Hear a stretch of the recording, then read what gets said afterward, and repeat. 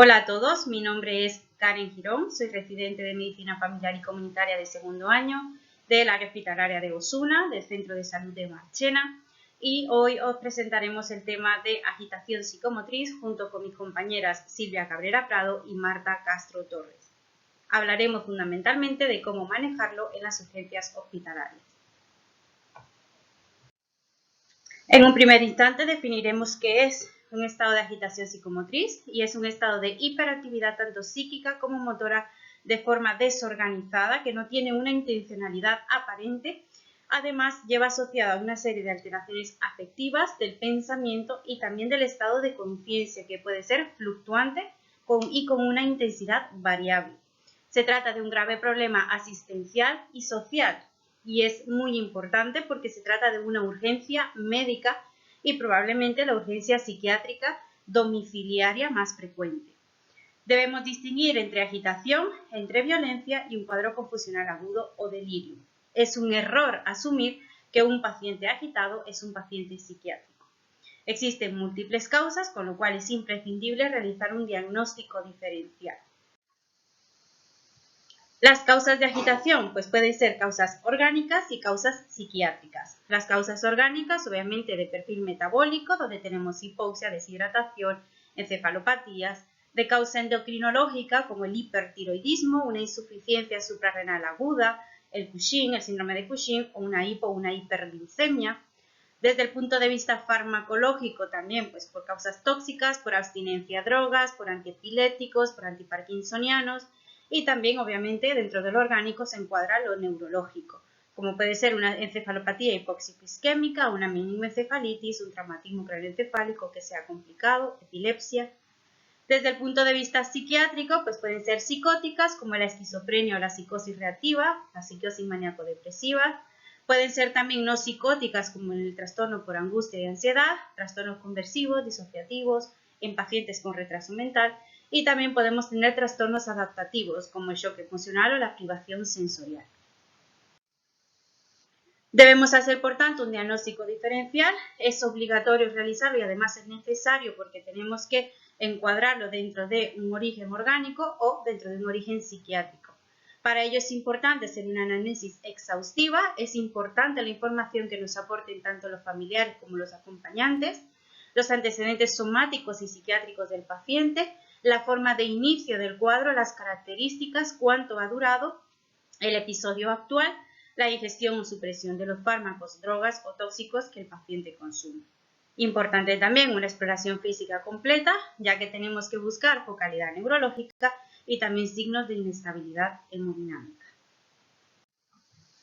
En la agitación psicomotriz de origen orgánico, pues forma parte del síndrome confusional agudo. Sus características fundamentales es que tienen una fluctuación de la atención y del contenido de la consciencia, además de alteraciones afectivas, alteraciones emocionales, del pensamiento, del lenguaje, de la sensopercepción, también del juicio y del comportamiento psicomotor, y suelen tener también alteraciones del ciclo sueño-vigilia. Este es de origen orgánico, afecta fundamentalmente al 25% de los pacientes hospitalizados, la incidencia aumenta con la edad y tiene una alta morbimortalidad. Debemos distinguir dos tipos, el tipo hiperactivo, que es fácil distinguir como pacientes muy agitados, de los hiporreactivos. Los hiporreactivos tienen más frecuencia en pacientes de edad más avanzada. Debemos diferenciar lo que son factores predisponentes y los factores desencadenantes. Factores predisponentes, edad avanzada, que tengan trastornos auditivos o visuales, en pacientes inmovilizados, con enfermedades neurodegenerativas, que tengan demencia vascular, en pacientes con ictus previos, con politerapia y enfermedades sistémicas crónicas, como insuficiencia cardíaca, insuficiencia respiratoria, insuficiencia renal, enfermedad pulmonar obstructiva crónica. Y luego tenemos una serie de factores desencadenantes. Desde el punto de vista neurológico, ante un ictus o epilepsia, va a desencadenarnos ese cuadro de agitación, sistémico como una deshidratación, infecciones, que en pacientes avanzados es la causa más frecuente de cierta agitación en los pacientes añosos, trastornos del sueño, que tengan problemas cardíacos o pulmonares, y fármacos, opiáceos fundamentalmente, las benzodiazepinas y los antidepresivos. Es importante decir que podemos tener un síndrome confusional agudo como primera causa, primera manifestación más bien, de una urgencia médica oculta. con lo cual es importante, como he dicho antes, una anamnesis, una exploración exhaustiva para descartar en un primer lugar las causas orgánicas y no atribuirlo directamente a una causa psiquiátrica. En cuanto a la agitación psicomotriz de origen psiquiátrico, en este caso los pacientes no suelen tener alteraciones de la conciencia ni de la atención. El paciente suele estar vigil, suele estar orientado, puede estar alterado el contacto con la realidad, con cierto delirio y con alucinaciones si se trata de una agitación psicótica. Nos van a indicar que se trata de un origen psiquiátrico fundamentalmente los antecedentes personales y antecedentes familiares de psicopatías de nuestro paciente, que tenga episodios similares previos, que no tenga, como he dicho antes, alteración de la conciencia y de la atención y fundamentalmente que hayamos descartado una causa orgánica y que no tenga clínica neurológica ni inestabilidad hemodinámica. Podemos distinguir tres tipos de semiologías típicas en la agitación psicomotriz de origen psiquiátrico.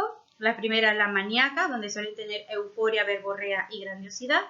En el caso de la neurótica, tienen una reactividad al ambiente con participación activa en el agravamiento y catarsis de la crisis. Suelen haber un beneficio secundario y búsqueda de algún objetivo por parte del paciente. Y también podemos tener un perfil delirante, con interacción inapropiada, con delirios y alucinaciones. En cuanto a las exploraciones complementarias, pues tanto en atención primaria como en urgencias del hospital, pues se realizaría una glucemia capilar, por si se trata de una hipoglucemia sintomática, y de manera urgente pues se realizaría una analítica, un hemograma, una bioquímica, que incluye la CK, las enzimas hepáticas, la bilirrubina y la troponina. Se realizaría también una gasometría arterial, una orina con sedimentos y tóxicos, y además añadiríamos una prueba de tóxicos en sangre si se sospecha una intoxicación. Realizaríamos un electro, una radiografía posterior anterior y lateral de tórax. Según la sospecha diagnóstica, pues podremos añadir otras exploraciones complementarias. Por ejemplo, si sospechamos una encefalopatía hepática, pues deberíamos añadir una coagulación y una amonemia. Si sospechamos una meningoencefalitis, un TC, habría que añadir un TAC de cráneo, y si sospechamos una meningitis, una hemorragia subaracnoidea, pues realizaríamos una punción lumbar. En cuanto a la actitud terapéutica, pues lo primero habría que salvaguardar la integridad del personal sanitario, ¿no? Si hay objetos peligrosos o si surge la necesidad, pues deberíamos avisar al personal de seguridad o a la policía. Y muy importante, pues mantener siempre una vía de escape accesible, pues tener una puerta abierta, importante no cerrar los pestillos. Luego, la contención verbal, pues se trata de medidas psicológicas y ambientales, ¿no? Pues primero identificarse, pues quiénes somos el médico de urgencia que le va a atender, bueno, con actitud tranquilizadora, ¿no? Con un tono bajo, transmitir seguridad al paciente. Luego, muy importante, no dejar nunca al paciente solo, aunque esté inmovilizado, ¿no? Y saber que la presencia de familiares, pues a veces puede bastar para controlar al enfermo. En cuanto a la contención física, pues se trata de una medida efectiva y a la vez ética para facilitar pues, el diagnóstico, tratamiento y prevención de lesiones del paciente. Es muy importante antes de realizar la contención, pues informar al paciente, ¿no? Primero de todo, ofrecer tratamiento farmacológico. Cuando se vaya a retirar la contención, pues debe ser de manera progresiva, ¿no? Pues tirar primero un miembro, luego el siguiente, y así poco a poco. Esta medida está contraindicada si el paciente está inestable, si ha habido un intento de suicidio o si ha habido intoxicación aguda por drogas. En cuanto al tratamiento farmacológico, pues si no hay síntomas psicóticos se trataría con benzodiazepinas, mientras que si hay síntomas psicóticos se administrarían neurolépticos. Hay veces que es preferible combinar ambos, por ejemplo, el lorazepam con el haloperidol o el midazolam con el haloperidol. En cuanto a las benzodiazepinas, si es posible, se administran vía oral, aunque sabemos que es más rápida y más eficaz vía intravenosa. Están indicadas en abstinencia de alcohol o benzodiazepinas, intoxicación aguda por cocaína, anfetaminas, agitación post-crisis comicial y sedación rápida para exploración. Está contraindicada en miastenia gravis, insuficiencia respiratoria severa o hepática grave. Sabemos que puede producir depresión respiratoria, ataxia y amnesia. En cuanto a los neurolépticos, de elección se administra intravenoso. Los antipsicóticos indicados siempre mejoran función cognitiva y síntomas psicóticos. También mejora la conducta motora aberrante y facilita normalización del ciclo sueño-vigilia. Hay que tener el dato de que aumenta el QT, ¿vale? Entonces siempre tienen que estar monitorizados. De elección como neuroléptico es el haloperidol. Bueno, en esta diapositiva podemos ver los distintos tipos de benzodiazepinas según su vida media y según su presentación oral, intramuscular o intravenoso. El lorazepam únicamente lo tenemos disponible vía oral, mientras que el diazepam está disponible en las tres vías, ¿no? Oral, intramuscular e intravenoso, al igual que el midazolam. El clorazepato pues, se puede administrar vía oral o vía intramuscular, y al alprazolam únicamente lo tenemos vía oral. En cuanto al tratamiento con neurolépticos, pues hemos de saber los distintos tipos de fármacos que hay y su vía de administración. Podemos ver que la quetiapina únicamente se encuentra disponible vía oral, que serían comprimidos de 100 miligramos.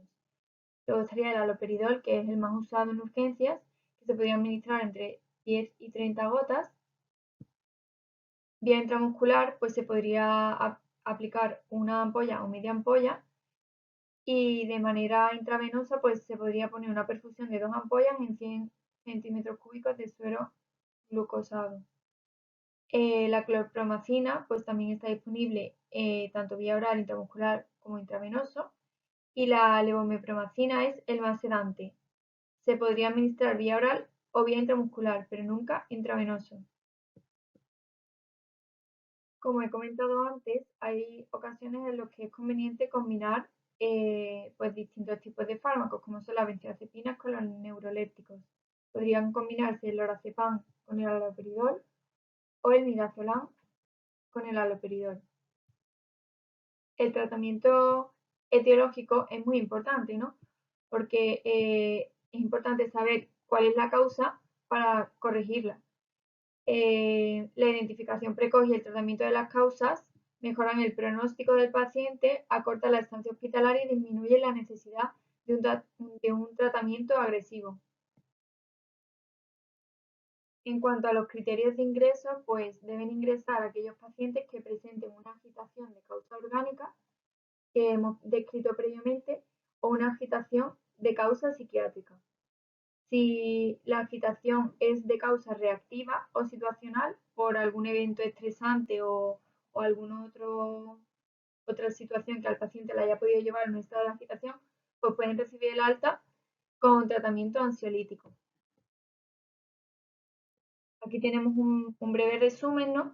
Entre, bueno, la definición de agitación psicomotriz, que sabemos que es un estado de hiperactividad psíquica y motora, que es una urgencia médica que es bastante frecuente, y bueno, que no podemos asumir que un paciente agitado es un paciente psiquiátrico, ¿no? Tenemos que diferenciar un origen orgánico de un origen psiquiátrico, y el síndrome confusional agudo puede ser la primera manifestación de una urgencia médica, sobre todo en pacientes ancianos. La primera prueba que debemos realizar es una glucemia capilar y luego el resto de pruebas que hemos ido comentando. Lo importante, las medidas de seguridad del personal sanitario. En cuanto al paciente, realizar una contención verbal y una contención física. Los fármacos que se utilizan son las benzodiazepinas, los neurolépticos o una combinación de ambas. Y lo más importante es llegar al tratamiento etiológico, porque una vez que llegamos a la causa podemos solucionar el cuadro. Ingresan todas las agitaciones de causa orgánica y las de causa psiquiátrica, no las de causa situacional. Y aquí podemos ver un infograma que es básicamente para tener una visión un poco más gráfica de todo lo que hemos comentado en esta sesión, para que os sea más fácil y más visual para entenderlo. Muchas gracias por vuestra atención y en la siguiente diapositiva podréis ver la bibliografía.